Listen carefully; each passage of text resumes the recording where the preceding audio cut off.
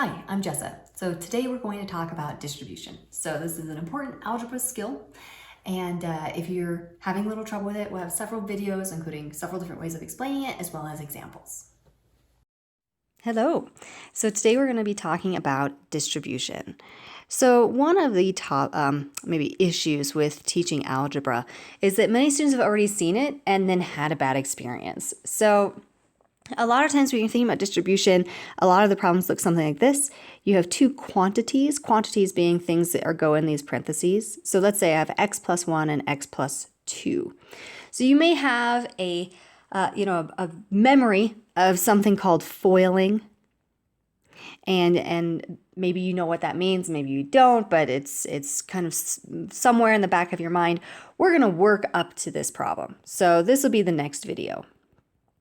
But first we're going to talk about distribution and just use an example to really develop an intuition for what's happening. So I like to explain it in a couple different ways. So let's begin with the following example. Let's do 2 times x plus 1. So you may have been told in a class or somewhere that you're supposed to distribute the 2. And to the x and to the 1. And maybe that works for you and that's good and that's great. But let's talk about what's happening. So let's visualize what we are actually doing when we distribute that 2 to that x and to that 1. So I like to think of this as a rectangle. So if I have a rectangle that is width of 2, and the length is x plus 1. Now, I don't know what x is. X is a variable.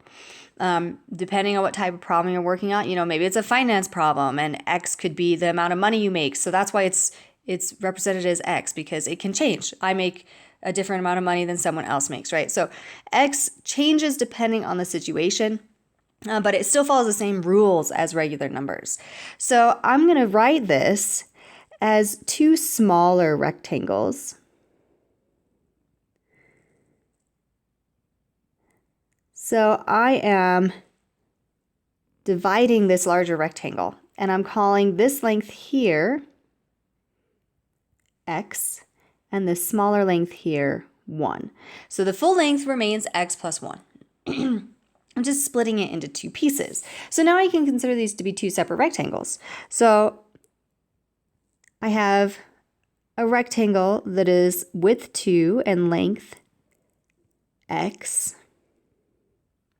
And I have a rectangle that is width 2 and length 1. So this is how I like to think of this. This is what you're doing when you're distributing. I would like to know what the total area of this rectangle is. And I can find that by finding the area of these 2 smaller rectangles and adding them together. So area being length times width.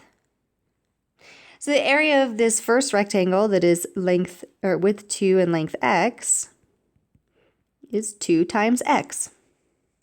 And the area of this smaller rectangle is 2 times 1. So I'll write that. We do our shorthand. We don't write the multiplication between the x and the number here. So I'll write that as 2x here on the left, and the area over here is just 2. So I'm going to add these 2 together.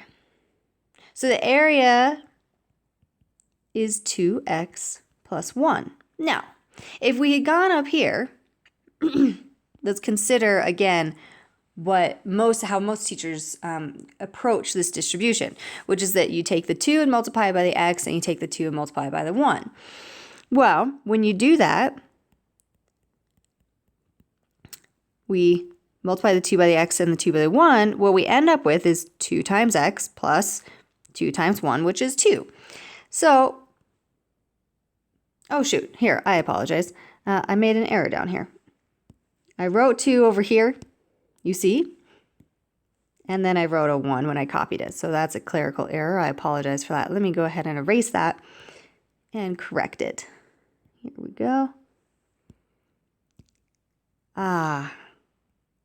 There. Now everything's working out. And so I have 2x plus 2 in both of my scenarios.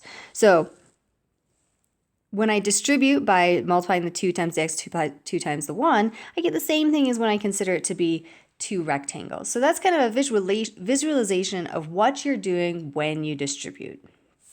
So the next video is going to talk a little bit more about, we're going to get into this foiling example where we have a little more complex. So go ahead and go to the playlist and watch the next video for more on distribution. Thanks for watching.